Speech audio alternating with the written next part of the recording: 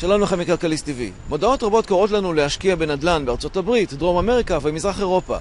בכתבה שלפניכם שוחחנו עם כמה אנשים שעוסקים בתחום הזה כדי לראות אם מדובר בהשקעות נוחות ובטוחות. מחירי הנדל"ן בארצות הברית צנחו בעקבות משבר הסאב פריים ב-2008, וכיום מוצעים ברחבי ארצות הברית בתים מעוקלים ודירות ריקות להשכרה או לרכישה. רועי קלנר עוסק בתחום השקעות הנדל"ן בארצות הברית. האזורים המעניינים בארצות הברית מבחינתנו זה נבדה, אריזונה, צפון קרוליינה. אלה אזורים שנבדה ואריזונה נפגעו מאוד מהמשבר האחרון, ואנחנו צופים לעליות מחירים בעתיד.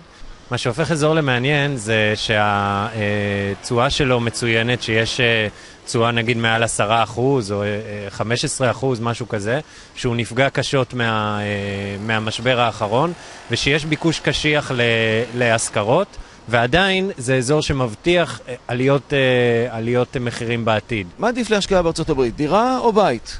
אני חושב שעדיף להשקיע בבית פרטי מאשר בדירה. והסיבה היא שפשוט בית הוא מוצר מועדף על הלקוח האמריקאי. כל פעם שהוא יכול לעבור מדירה לבית הוא יעשה את זה, ואתה מבטיח ככה את הסחירות שלך, הקשיחות בסחירות, וגם אתה מבטיח לעצמך את עליית הערך העתידית, כי מוכח שבתים עולים הרבה יותר בערך שלהם מאשר דירות. מה הסכום ההתחלתי הריאלי להשקעה מינימלית בנדל"ן בארצות הברית? אני ממליץ משהו כמו $100,000. פחות מזה אפשרי, אפשר גם 80, אבל כשאתה יורד יותר נמוך מזה, אתה כבר מסתכן בבעיות.